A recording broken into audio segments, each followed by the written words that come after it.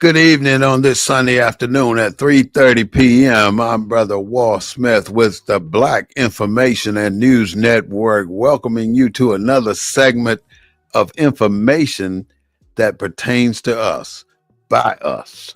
Today we're going to talk about what's keeping Black people safe in our communities.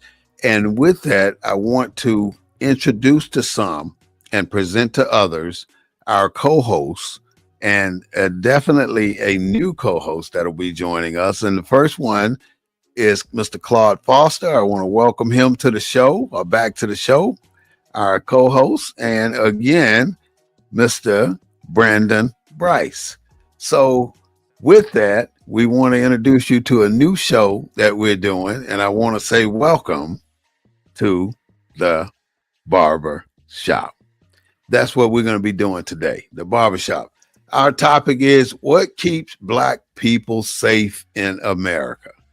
You know, with this new National Guard thing going into Washington, D.C., and from my understanding, they don't call it D.C. anymore. They call it just Washington. So it's two Washingtons out there. They got National Guard troops coming from places with higher crime levels. So like right now, there were 77 homicides in Jackson, Mississippi last year and 22 in DC. But the governor of Mississippi has the audacity to send his National Guard troops to DC. So in my opinion, why would they send troops to DC when they really need to have the troops in Jackson? Because they don't call it Jackson anymore. They call it Jack Rack or something like that. Because you go to a gas station, you to get carjacked and everything else taken from you while you're just trying to get gas in your car. So with that, I want to introduce Claude and Brandon into the conversation as they see fit. And you guys tell me what y'all think about us being safe in America right now. Well, go ahead, Brother Brandon. I was going to defer to you as our guest on the new barbershop show. I was going to let you go ahead. First of all, thank you for having me. You know, it's good to be on the barbershop where you can get real information and get a cut. I know I need one, but it's interesting because we were talking earlier. You know, I think the president. It's a shame that the president has to talk about high crime in these places, in these cities. But the other piece of that is, DC's crime actually went down. And so the question is, cities like Jackson, Philadelphia, which is off the chain, Chicago, which has been off the chain for the last few years, I think there needs to be a conversation around not just the National Guard being present, but also what are the other factors that impact high crime? And my other bigger question is, where are the mayors that are so focused on all this other nonsense that are dealing with the actual issue of these high crimes, which is also associated with high illiteracy rates? See, you can't have one without the other. You can't talk crime and not talk education. And I guarantee you, when you start to look at these cities, there's going to be, and I don't have facts on this, but there's going to be a correlation between high crime and folks who can't read. And you know why it's high crime? Because they have to survive. And it's unfortunate, but it's reality. And so I think the president's method, whether it's genuine or whether there's some other things that might be in the mix, I think if he's going to be serious, tough on crime, he's got to be serious and tough on crime in places where the crime is actually high. Now, we know DC, you got Anacostia, you got Southeast. DC has always been had issues with crime, but again, those numbers are going down. So the question is, if we're going to deploy troops to areas, then let's deploy troops to Gary, Indiana, which I wouldn't set foot in, and neither would most folks on this call. Flint, Michigan. I'm from Michigan, but again, these are places that we need to really have a conversation around bringing down the crime rate if we're going to get serious about actually addressing the issue. Clark? Well, brothers, good. I mean, good to be with you. Look here, I think A couple of points I'd like to make is one, I don't think that this has anything to do about crime, because the states that he's sending the guard from got more crime than the places he's sending the guard to. We're in Texas. We just had a mid-century redistricting. What Trump is doing, the attacks on the African American Museum, the attacks on cities that look like us. This is all geared up leading into the midterm elections. He's trying to rally the same racist nature of America to keep control of the House, just like he did winning the presidency. So this is all about politics. He could give a shit about black folks being killed in Washington, D.C. or anywhere else. This is about maintaining control of that House in 2026.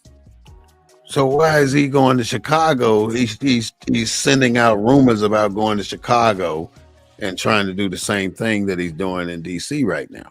It's the same thing, man. I mean, it's the same motive. It's the same motive behind the attack on the national museums. But let me, this has always been my issue. Is we continue to hear the rhetoric around, it's an attack on black communities. And my issue is in Chicago, where you got low literacy rates, high crime, gang violence, where's the attack on that? And why are folks in those areas not talking about that? Why is the mayor of Chicago more interested in somebody's pronouns than actually talking about fixing the damn education on the south side of Chicago? That's the crime. And so I go back to, if we're going to fix, when you ask the question of why are we sending troops to reduce crime? If we're going to fix crime, and let's start with that, then what are the factors that impact crime? Education rates, which are in the tank, not a lot of opportunities around economic development to hire people, to give them a job. Absolutely. Let's talk about that. The other part to that is, we may say, it's political. Everything is political. And so it doesn't, we're talking about the president of the United States. For whatever reason, he's got the majority, House and the Senate.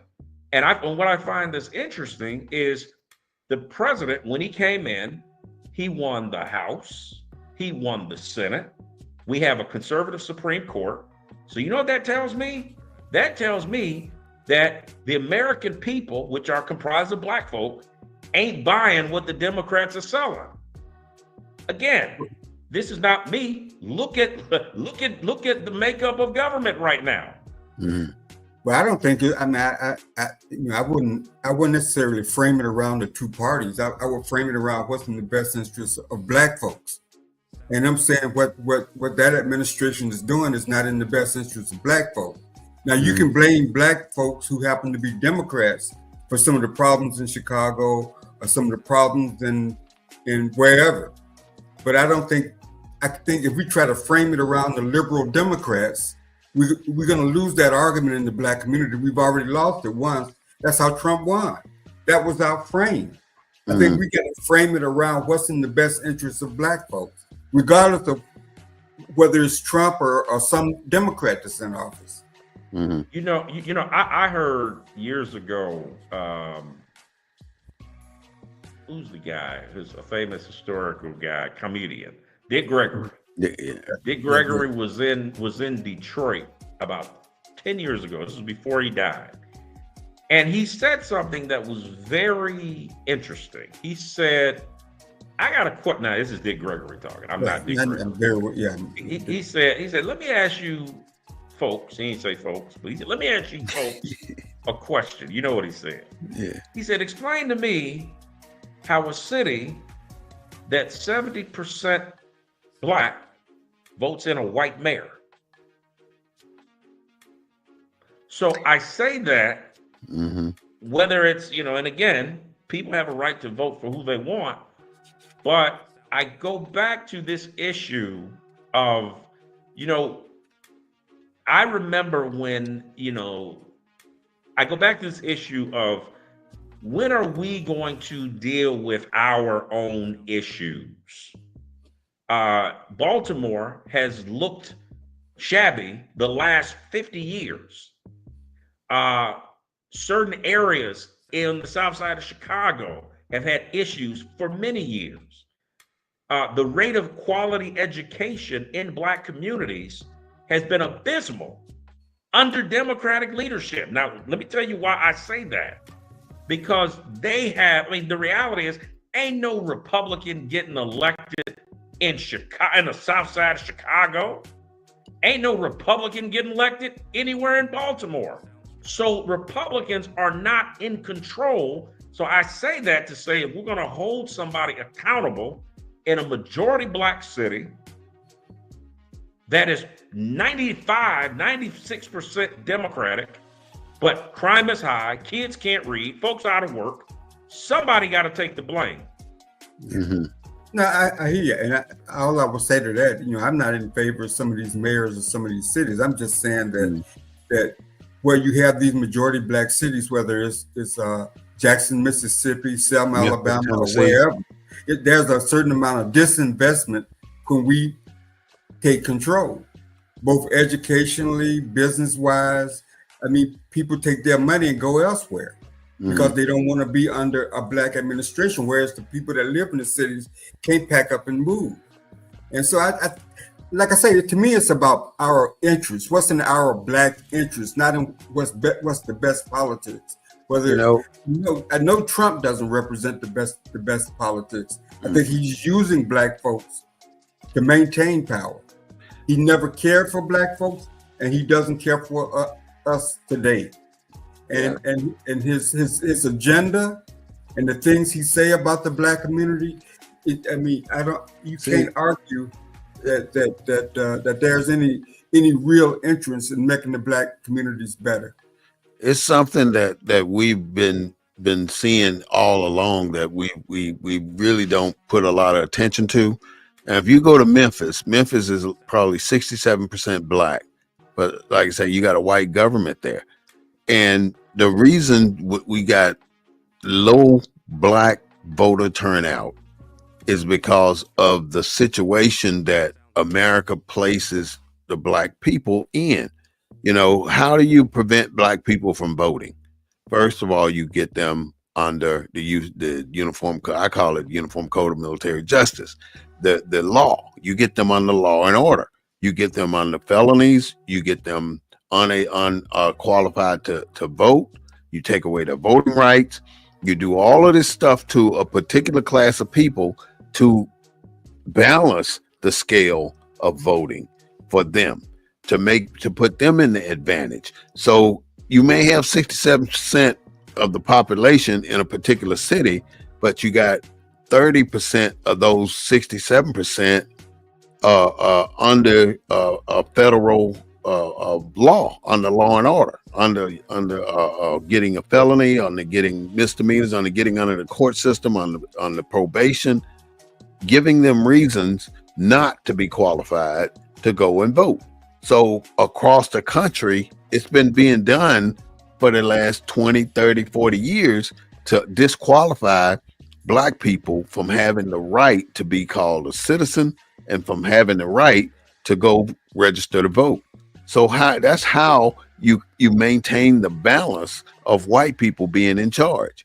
As long as we cannot do anything about these Black people with felonies that say, oh, I don't have a right to vote anymore, and they don't go and do that extra step that gives them that right back, then we are never going to get to that point. So I'm looking at, if we create offices all across this country that qualify people who've served their time in prison, who've done this stuff, served it, what they call it, paid their debt to the community, we can change the voting levels of Black people. Our voting levels are shot because we are not qualified in enough numbers to win in most places. And that is where I think our biggest issue may lie. We're not safe. And the only way they can keep that number up is to continue this process of arrests, of harassment, of over policing, of going in our communities. Every black community got over police surveillance everywhere. I mean, everything that they do is about controlling where the black people go. I got a question. Who is they?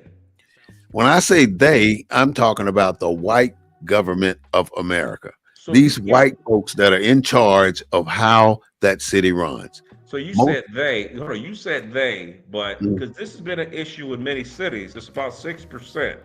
The problem I have with they is that I can't agree with that because you got folks, people will move and patronize what they want to and what they value. You put some new Jordans on the block, you'll have a Ryan around the corner. And maybe we need to put Beyonce on the voting ballot to get folks to turn out and vote. Because the reality is people will vote. I think the problem is, and the question is, do they understand and know what they're actually voting for? Or are they being told how to vote? And I think the level of voter education is just as abysmal because you got folks who, I tell you right now, if you took if you had an election and you got rid of the label, Democrat, Republican, and you said, this is what this guy stands for, this is what this other guy stands for, I guarantee you the results would be different. But you and I both know that's not how elections are run. The low turnout that you already are getting, those people are literally being told how to vote and whom to vote for, which, to be honest with you, is actually illegal. But we've got to get out of this mindset. I asked you, I was joking, but I asked you, who is the who is they? Because black people make up, $2 billion in consumership, and in fact more in the United States. When we want to do something, when we want to support something, we do that. And so I think the question is, and I go back to, do we value these elections? And through valuing, that means showing up, actually voting. That in some states, ex-felons can vote, but also being educated on who you're voting for. I can tell you right now, all skin ain't kin. And when you start looking at the rates of education, again, I go back to this thing, this foundation is. You mean education in politics, or what type of education? No, I mean education, meaning are our young people being educated, which is a political issue.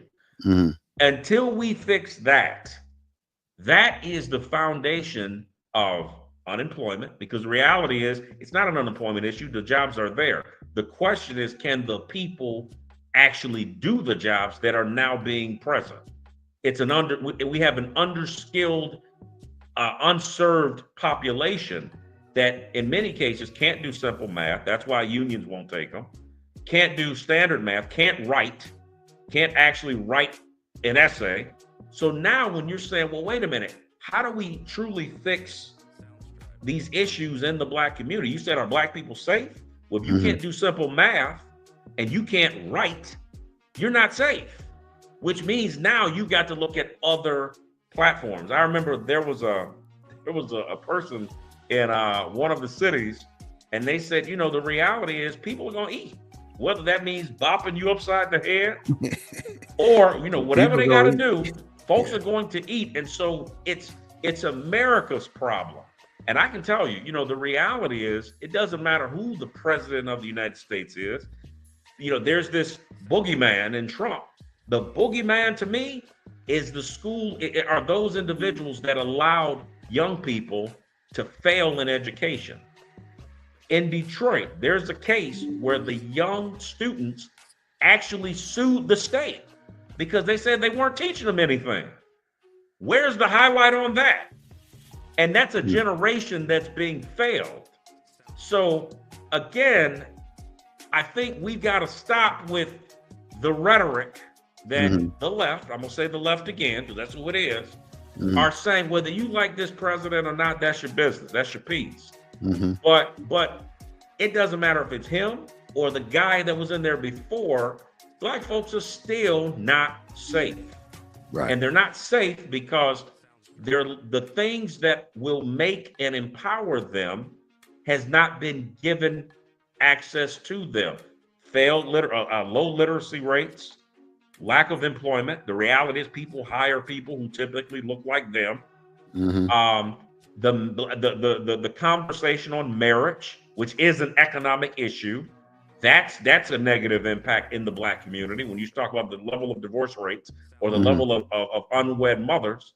So, we've got to be strategic, and we've got to look at the mirror sometime and say, are we as a community holding our folks accountable who are responsible for making sure our kids are learning and our families are eating? But I think part of this barbershop debate is, I think, like this, it's the debate about the rabbit or who's actually tasting the rabbit. I do agree with you. I mean, I'm old enough to remember, we've been trying to figure this out since 1972 when we had this coalition of everybody met in Gary, Indiana, and we splintered in all different places because our Black political leaders didn't want to disinvest themselves from this two-party system that wasn't in our best interest. But education is important, but the states control education. The states fund education. The federal government contributes to it, but the states actually do the funding. And didn't y'all get taken over? Didn't Houston School District get taken over? Taken over by the state because the African American legislator was tired of his constituents failing year after year after year after year. So he introduced legislation, and he thought the all-Black school board would do what they needed to do to improve the test scores. They didn't. So his legislation allowed the state to take over. An African American legislator allowed the school, and he didn't intend for that to be the outcome. He just wanted to light the fire under those school board members to really care about a certain subset of students in HISD. It didn't happen. So the state has been in charge of the school district. Going on. So one more question about that. Have you seen any changes in the crime rates based on the levels of education output? Well, you can't talk about crime without talking about the infusion of drugs and guns and all the kind of things, all the types of policies that tend to have a heavy burden on the African American community. And when we talk about the African American community, let's be clear, Black folks are not monolithic. I mean, Black folks are living in suburb safe communities. But the people that are left behind, the people that are victimized by these policies, whether it's gun legislation and all this, that's what we're talking about. That's where the violence come from. But you can't ignore the policies that created the platform where the violence occurs.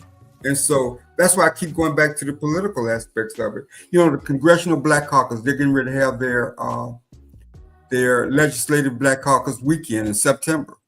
If there was any group that was challenging what Trump is doing, you would think they would be challenging. They're right there in DC, but they're planning a party. So wait, hold on. So you bring up a great point, because I don't want to lose that point. First of all, they throw some great parties. If you ever in DC, yeah, they do. I've been to. Check it out. However, you got all this political capital and no policies or conversation of how do you actually fix Black America. Right. And so again, I go back and then they talk about it in September. It's all political theater.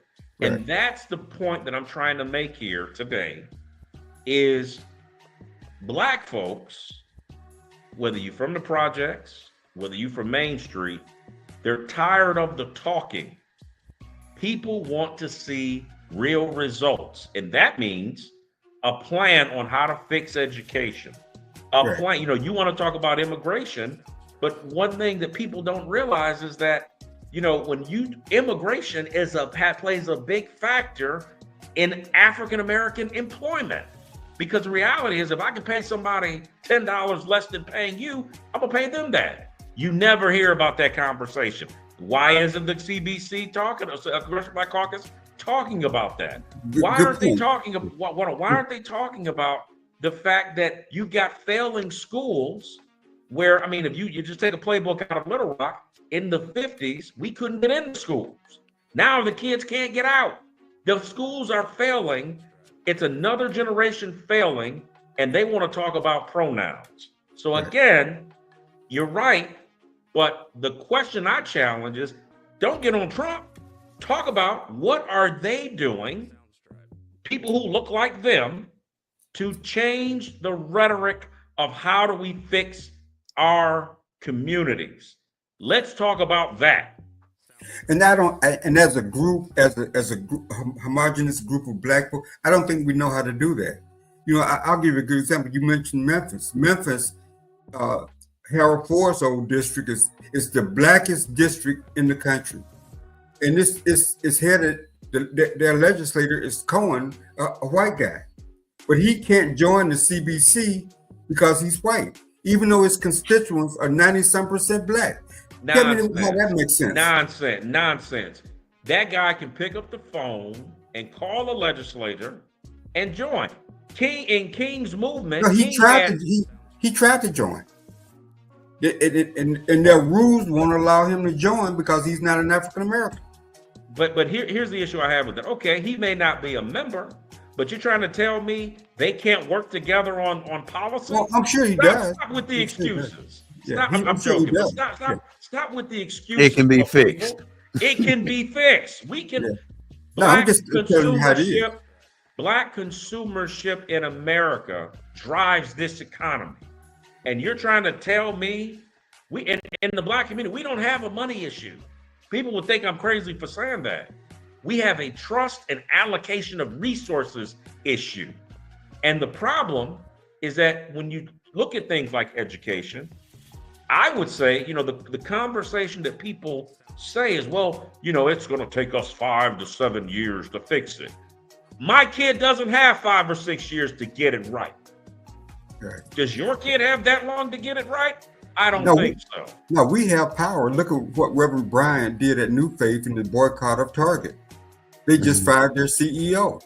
So we have impact. Think if we were more united on other issues other than that particular issue. They fired the CEO, but they put his twin in charge.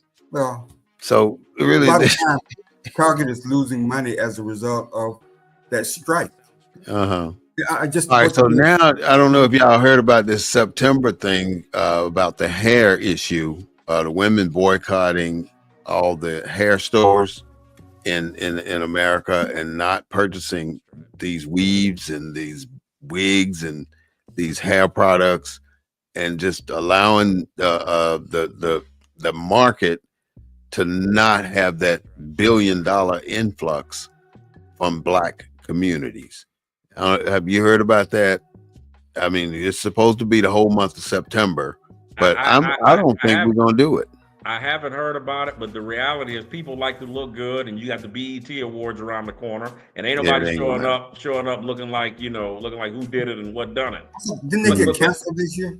The BET Awards and the other one?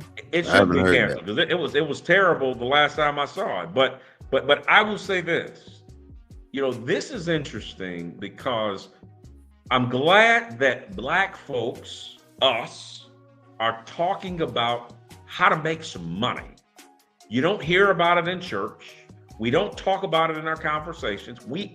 There is no conversation without the money conversation. And we're so quick to prop up other folks, yet the conversation is, how do we get paid? And at the end of the day, how are we making impact and leaving generational wealth? How do we do that? Real estate. Education, again, I go back to, you'll be surprised if you can do reading, math, and arithmetic, you can function in society. That ain't got nothing to do with nobody's pronouns. That's about, can you function? Can you read? Can you write a legitimate essay? Can you do simple math? You can't have the technology conversation if you can't do simple math. But Brandon, in America, everybody ain't destined to be the scholar. There are people that are excellent with their hands, but how can you balance the scale when you remove all of the vocational side of opportunities out of the elementary and high school section. Well, There, you right now, I know when I went to school, we had opportunities to become welders, HVAC, body men, auto mechanics. We had all these options in our elementary school, carpenters and plumbers in our high schools. But now a child going to school has no opportunity other than to learn reading, writing, and arithmetic. And then they don't really learn writing at all. But They brother, don't. I don't even think there's a writing class in school anymore. They don't do because now you got teachers that can't write. I know that sounds crazy, but here's the catch. You know, those co-op programs are so critical because number one, everybody's not going to college, nor should they. And I said that people shouldn't necessarily go to college.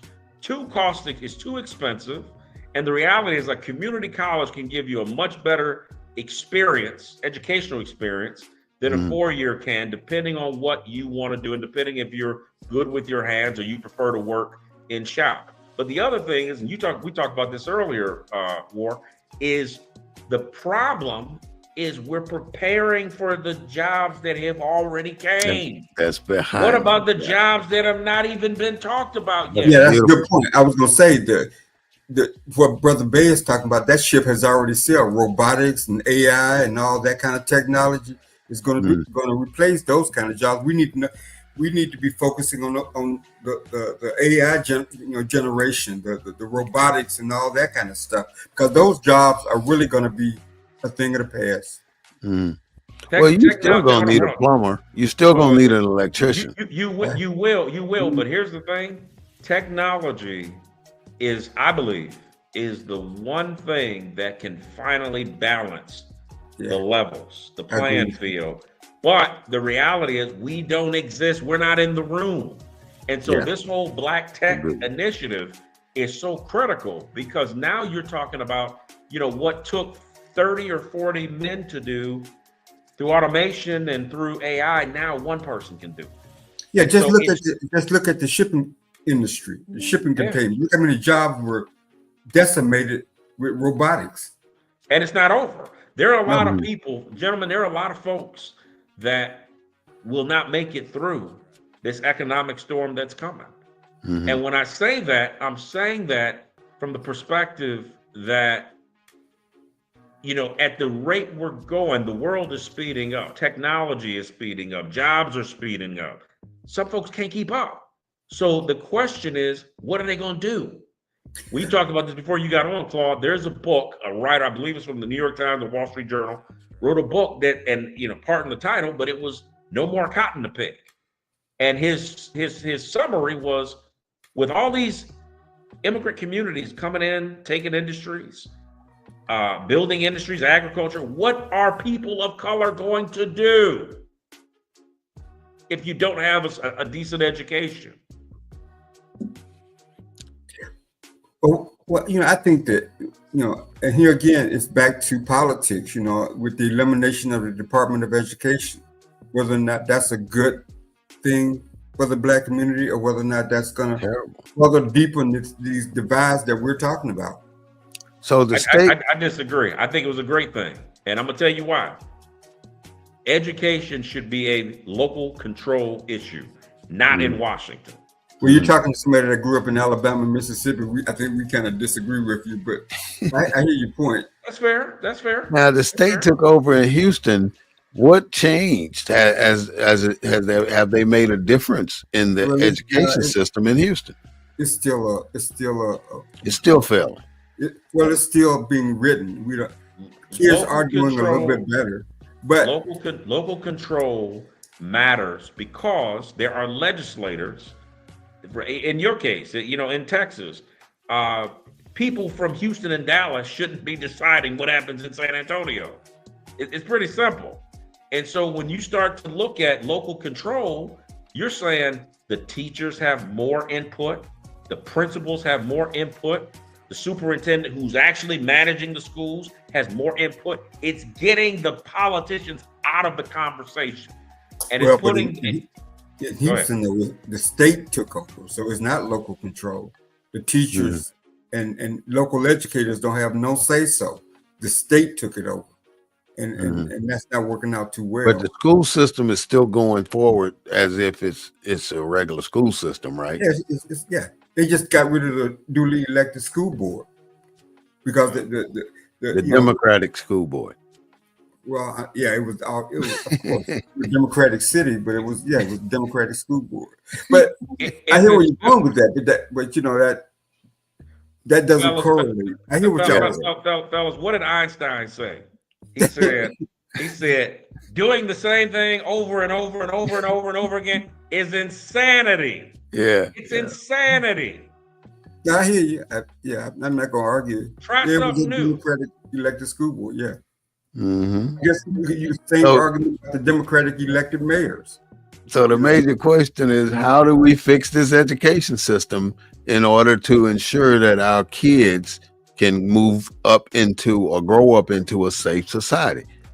And in my opinion, like Brandon was saying, we've got to focus on tomorrow's future, tomorrow's jobs, tomorrow's careers. What is happening tomorrow? And if you know already that per these Pell grants and all this other type of loans that they give, where you don't have these low interest rates, are no longer existing. If a kid wants to go to college now and the parents ain't got the money, the first thing they got to do is take out a private loan.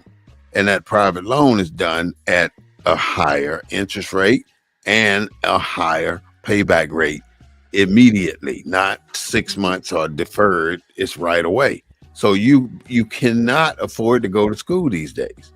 So our children are destined for poverty. That's what I'm seeing right now. But you know, War, you got kids. When I was a kid growing up in Detroit, heavy Islamic community. And I remember seeing young people working with their families in the stores, in the bodegas, 7, 8, 9. Now, keep in mind, I'm not advocating, against child labor laws. I'm not saying that. But what I am saying is, I would surmise that our kids are not used to this concept of work. Like you two, when you were younger and you had paper routes, you had, mowing the lawn, you had a job. And why is that important? Because the reality is, maybe we need to rethink this concept of, does everybody need to go to college? What about creating young entrepreneurs? What about having the conversation of, when I have my business and I get old, somebody's got to take over that business, just help sustain themselves. So it's changing the way, colleges have almost, colleges almost remind me of the corporate titans when they fail, where they said, if an industry is too big to fail, it's too big. And the reality is, colleges, who are little cities themselves, they're not concerned about our kids. They're concerned about two things: money and enrollment, which is why they don't care. And this was always the thing with a student attending a college, is that if you pay your money and you don't go to class, that's on you. That's a great point, because that's not only in colleges, that's in high school, that's in elementary school as well. Because I remember even when I was in elementary school, the key thing was to get you counted for that roll call in the morning, and they didn't give a damn what happened to you the rest of the day. You can take off and not take any other class. Yeah. Funding is based on attendance, not it's all about attendance. Academic achievement is based on attendance. That's why you got to be in your seat by a certain time of the day, and the attitudes that follow after you take attendance, that is under local control, because the teachers are hired locally, the school board members are hired locally. So everything related beyond the initial money count is local control. So why are the kids failing? Why are the kids failing in majority Black schools? Where's that argument that can be made that once you get past the money count, which usually occurs around 9 o'clock in the morning, everybody has to be in their seat. But after that, everything's local control. If it was up to me, I would get rid of teachers unions, or not teachers unions. I would get rid of school boards, because most of the school boards, they're there for special interests, not necessarily the kids. If you're going to have a school board, it only and should only be parents. You know why? Because parents care about what's going on in that classroom. I do agree with you, because the president of that same school board that we're talking about was indicted, is in prison for underhand, for. So the number one thing that can start the fix to our education system is to start including parents. Give parents the job to be in those schools where those kids are that are theirs. Well, I mean, but the argument is, parents, those are parents that run for school board. I mean, the people that are on the school boards are parents. They live in the district. But they don't have the same. Most people running for that position don't have the same interest, seem like to me. They're running for the political position to elevate themselves. Because it's a stepping stone to something else. And if we're going to fix education, the first thing is we got to have parental involvement. But I'll go a step forward and say, we've got to, I'll be honest, I think qualified African-American instructors need control to deal with our children. Why? Hold on. Why? Because it's a cultural aspect. No difference in an HBCU. Why are so many HBCU graduates successful? Because you got somebody in here who understands your culture, understands where you come from, understands the nuances that you're dealing with. And we don't necessarily always get that when we're not in control of our children's education and what they're learning. We don't care about that pronoun stuff if our kids can't read, or if our kids aren't eating in the morning, or if our kids are dealing with trauma at home, right?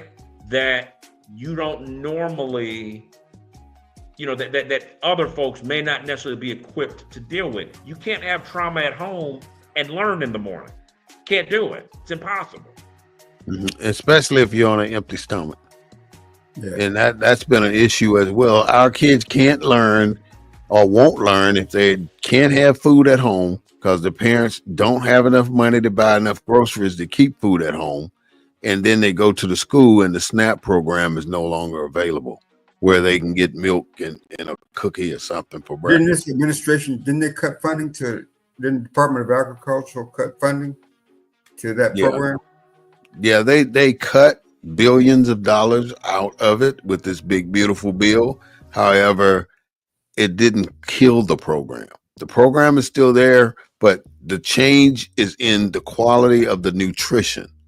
That at one point in time, the SNAP program ensured that they received quality food. So now that quality portion in the SNAP program has been removed, and now they just get food. So the food that they get can be the most processed food on the market today, the cheapest food on the market today, the most rejected food on the market today. That's what they're feeding our kids in programs that utilize SNAP. Can we, before I leave, we gotta, we talk about fixing, keeping Black people safe, right? Fixing education. We are three men on this call. We got to talk about fatherhood. Now, I realize the left don't want to talk about fatherhood, but fatherhood is important for three reasons. Number one, when you talk about dealing with kids with issues, bad kids, you need a father to put a foot in where. That's important. And somebody's ass. I ain't gonna say all that, but you know what I'm talking about. Number two, it's marriage, fatherhood, being a man being in the house is now an economic issue. Not saying that SNAP is not important, it is important. But when you got another income, you're not depending on the school for your kid to eat. You got two incomes coming in that house. And let's be very clear. I support schools being able to offer kids a snack or a meal, but that ain't the school's job. The Right. school's one and only job is to educate your child. That's it.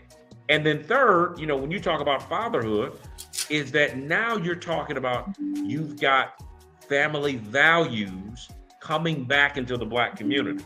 You cannot talk about fixing the African American community if ain't no daddy in the house. That's that right. You know, that is structure from young girls who see a professional man getting up, going to work in the morning, to young boys who are held accountable when they say, you know what, I'm not going to do that because I don't want to feel the wrath of my old man when I get home. Mm-hmm. Well, ladies and gentlemen, I want you to say thank you to our newest guest and co-host to the barbershop under the Black, a derivative of the Black Information and News Network, Mr. Brandon Bryce, coming to us out of Delaware. Is that correct? That's it. Delaware, how's the weather over there before you go? It's decent. I mean, Because you got a hurricane pending out in the Atlantic somewhere, right? Now you up in Dover? Are you in Dover, Delaware? No, I'm in Wilmington. That's I mean, I'm sorry, Wilmington. Y'all got a new president? I'm up near Philly.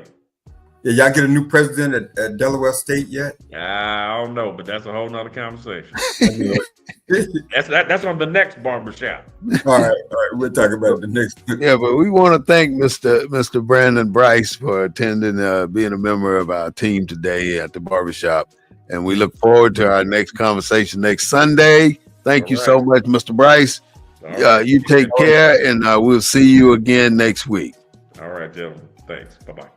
All right. Bye.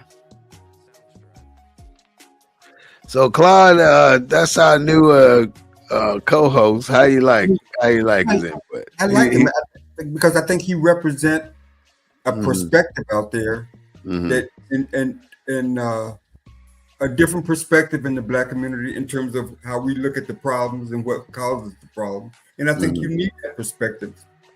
Yeah.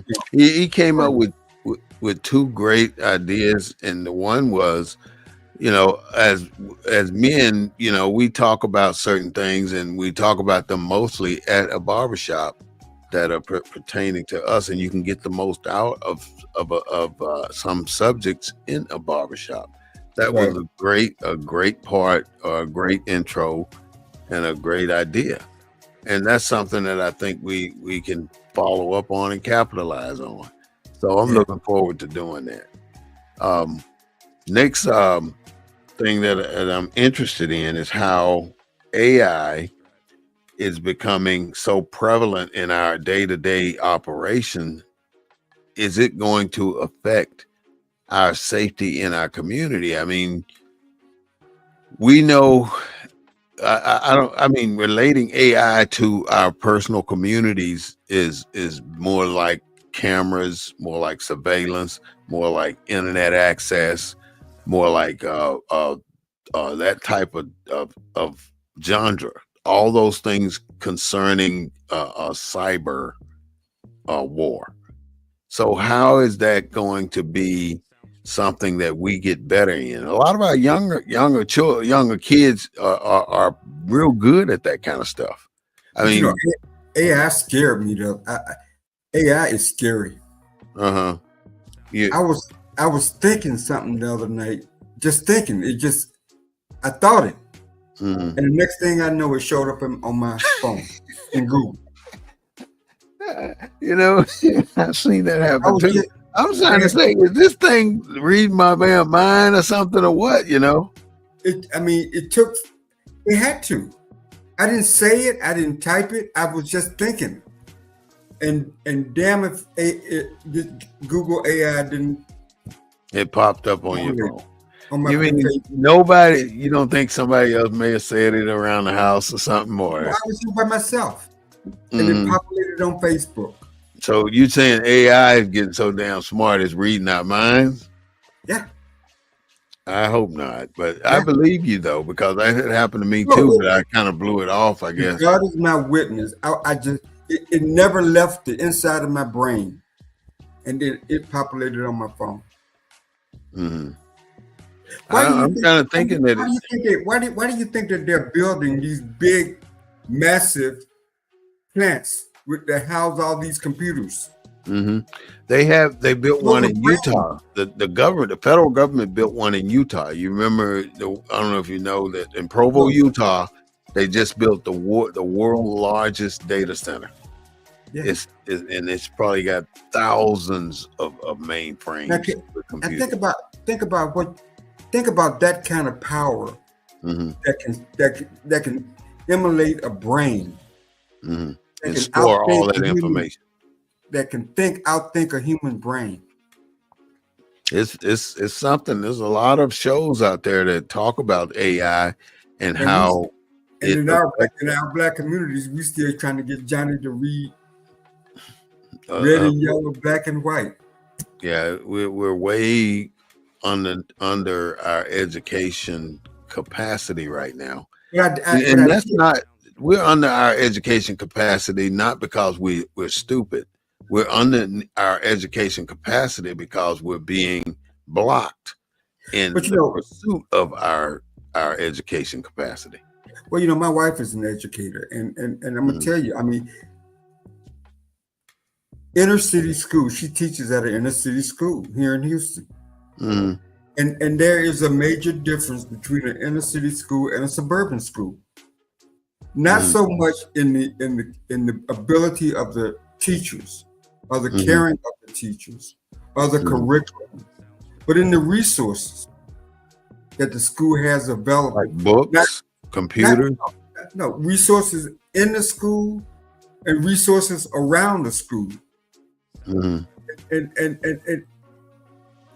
there's no comparison in terms of equality of those types of resources. I've seen that too. Yeah, there's no comparison. Have you heard of AI psychosis? No, I haven't heard of it. There's a new thing out called AI, artificial intelligence psychosis. And in other words, there are some people out here now that are so consumed by technology that they are losing touch with reality. They're not dealing with people anymore.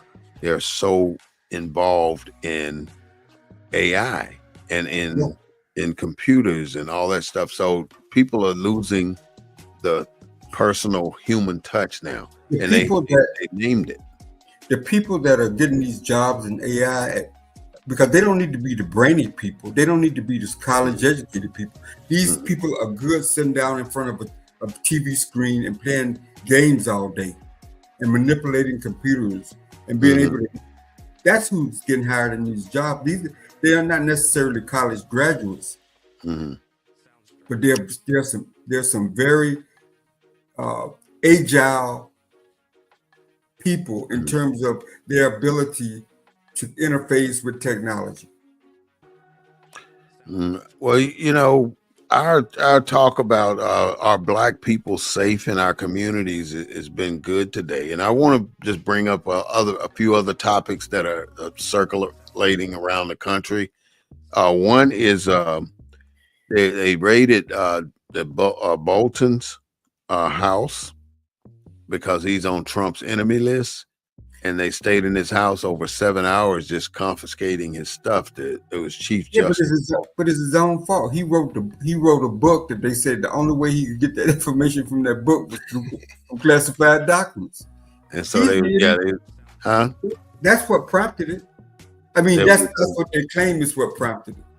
But that's a reason for them to go in there and just terrorize this man because he's a Trump hater. Okay, you've had jobs. Professional people have jobs. When they leave those jobs, they take notes. They take some stuff with them, yeah. Because they write books. Whether it's Obama, whether it's whomever. He's probably next. They're going to get him. They're going to do Obama next. They probably all do it. You tell me Bolton is the only federal employee that's been written a book off memory? He's still mad at Obama for roasting him when they had that dinner that time. Jerome Powell talked about rate cuts, and he basically saying, not yet. But he said maybe next time they meet. Yeah, no preset cuts. He said that not yet. So Trump is calling this man dumb and stupid, and he's really saying some bad things. Trump hired him. Yeah, he said he should have cut the rate a year ago. But what I'm saying, Trump hired him, didn't he? Don't he? He keeps talking about how he knows how to He's hire. right about everything, though. You've seen his hat. His hat says Trump wears a hat to news conferences, and it says Trump was right about everything. Oh, I had to see that. Is it red? Yeah, it's red with white letters. And then the FBI violent crime stats state that that Jackson, Mississippi had 77 homicides, and DC had 27 homicides in 2024. Yeah, Mississippi gonna send National Guard to yeah. And they came. All these are Republican states. Ohio sent National Guard. West Virginia, Tennessee, Mississippi, and one other state that I didn't write down. They sent National Guards to D.C. and they putting all this coverage over there. And my question to all of this is, how much focus are they doing in the Black communities? Are they over concentrating military forces and police forces in our Black communities in D.C.? The question though is, do we still have Black communities in DC? Yes, I would hope we do. Roland Martin was the one who brought this to the attention of a meeting in Memphis about why is it that y'all got 67% Black and you still got a white regime leading the city. So that was an important topic that Roland was discussing there. Answer this question. Why is it that Detroit only started to come back once they got a white mayor? Because to me, whenever you get a Black mayor in a white zone, people deliberately do things to bring down the production of that city or that area. In other words, people stop. If we got a Republican governor, then everybody in the state, all the white people owning all the businesses, they're hiring all over the place. But the moment you put a Democrat in there, all these white businesses, they stop hiring. They don't hire, they don't do things that make the economy move the way it should move. So the reflection is, because we got a Democratic mayor or governor or whatever we got, this is why everything's failing right now, because of this Democrat. And if you notice, every time a Republican goes on national television, the first thing they want to find is a Democrat to blame. And this Republican Democrat blaming, pointing the finger bull crap is getting on my nerve, man, because it is not fair to the people. It's more to our community and our society and our life than Republican or Democrat. And I wish that they would stop pointing fingers at each other and start making some laws or adjustments to what's happening in our country and making positive changes. You know, one thing that our brother said that I will never forget is that we got to fix the education system. And the only way we're going to fix that education system is to put the parents inside the schools. I think that is the number one thing the Black people can do, because when they did, what do they call it? When they started moving kids to other schools, they separated. The parents used to be in the schools. When the kids went to school right down the street from where we lived, right across the track from where we lived, the parents were in the schools. But then when they started this busing bull crap, our kids got bused 15 miles away. Parents couldn't be at that school. So we stopped going to school and we turned the entire control of our children over to that school district. We need to go back to our children going to school, to the closest school to your residence. That's the bottom line. And that way your parent can have immediate access to your school. And the only way they don't go to the closest school to your address is if that parent decides to put you in a school closest to where they are employed. That ain't gonna happen. That way they still got access to that child. But to just take a child, that ain't gonna happen. Why? That yellow bus is already passed. So that's something. Well, we gotta fix it. You know, just like what he said. Einstein said. Was it Einstein? You keep Integration, huh? integration eliminated neighborhood schools. Yeah. But we got to get back to it because that's the only way we're gonna fix our communities. We don't have communities that much anymore. I want to know what communities are still in existence in America right now. Where are the black communities other than these highly populated places like DC, Charlotte, Atlanta, you know, places like that? Those we know those still have black communities. But there are a million other cities in this country. Where are the rest of the black cities? Or the black communities, not cities? We No, don't have. there are black communities all over the country, but they're in disrepair. They're in desperate need. There's nothing moving in those communities. The only time things get moving is when white folks get moving back to them. Gentrification. It's called gentrification. Yeah. That's when things get moving. That's when parks get improved. That's when roads get repaired.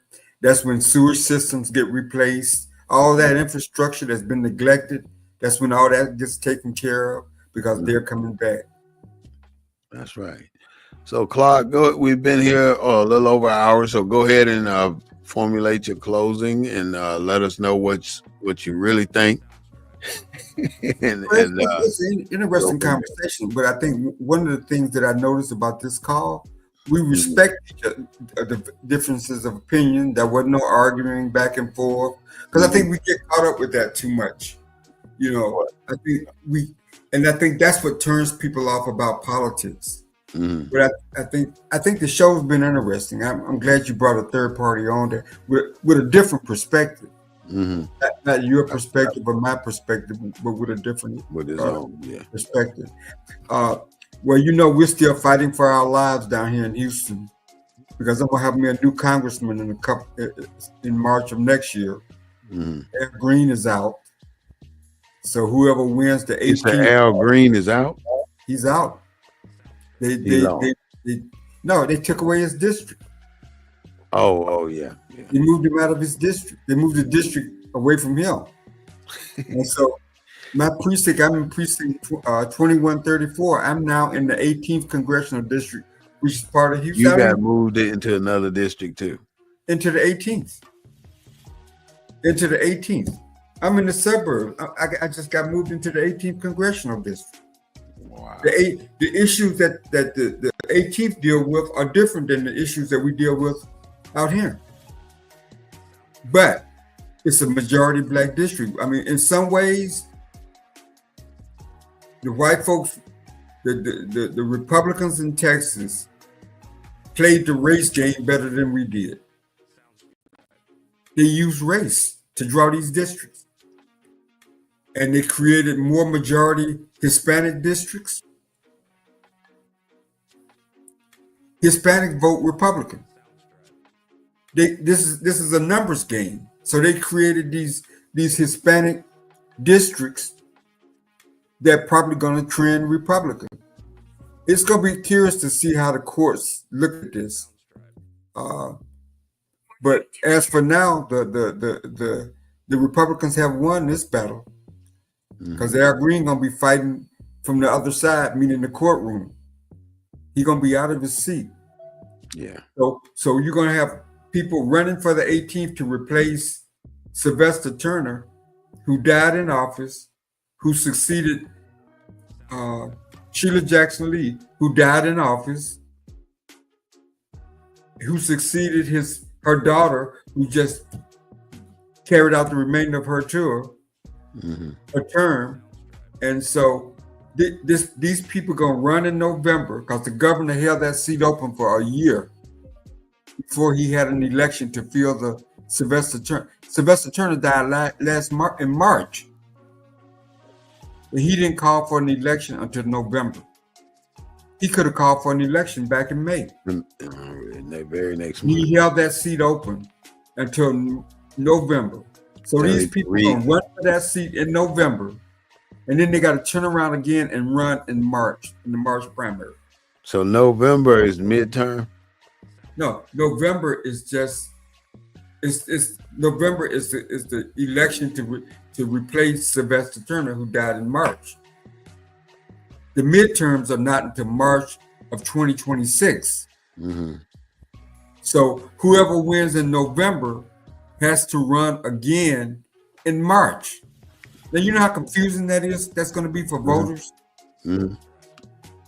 And how much time it's going to take from voters, because you got to go back and forth to the poll and figure out where you're supposed to go. Well, yeah, the people that voted in March may not.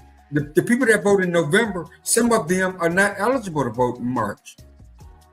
Mm-hmm. So you're going to have people going to vote for the CD18 that are ineligible to vote in that district.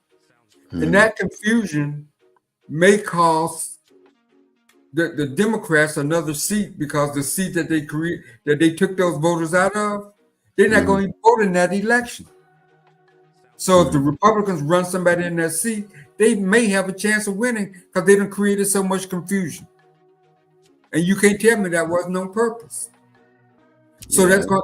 Candidates going to have to spend a lot of money, because the state's not going to spend no money to educate voters about where they vote in November, and then in March, where they vote in March. So do y'all have a program to fix felonies so they can vote? Yeah, felons can vote if they're off paper in Texas. And that's all they have. How do they prove that? Well, if they're off Have paper, their disposition paperwork with them when they go vote? no, they got to go register. So you got to get your voting registration card. Yeah. Right, so they have to prove it when they go and register. But most of them didn't even know that if they're off paper, meaning they're no longer on probation or parole, they are eligible to vote. But the law changed, and there was no money to educate in the process. That's how I met Chuck, because Chuck could reach that demographic, and that's why we had that campaign. Kathy Clay Little, we ran advertisements in her paper. We ran advertisements throughout the state. But that's what that whole campaign was about. After Texas changed the law, when you're no longer on probation or parole, you're eligible to register and vote. But yet 90% of the people that were off paper and off parole, they wasn't advertising it, because when you're off, you don't want nobody to know your past.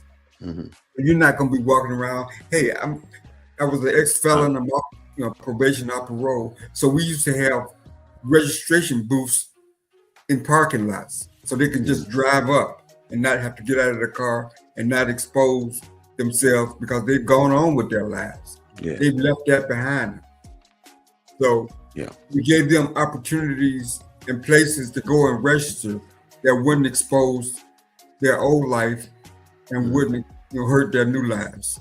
I have a question for you. How do you educate people to be qualified to vote with these new carved out districts? Well, it's gonna come down to how much money is available to educate them. Are there going to be billboards, or are there going to be mail-outs? Is everybody that voted in CD9 going to get a letter from the county saying you're now registered voter in CD18?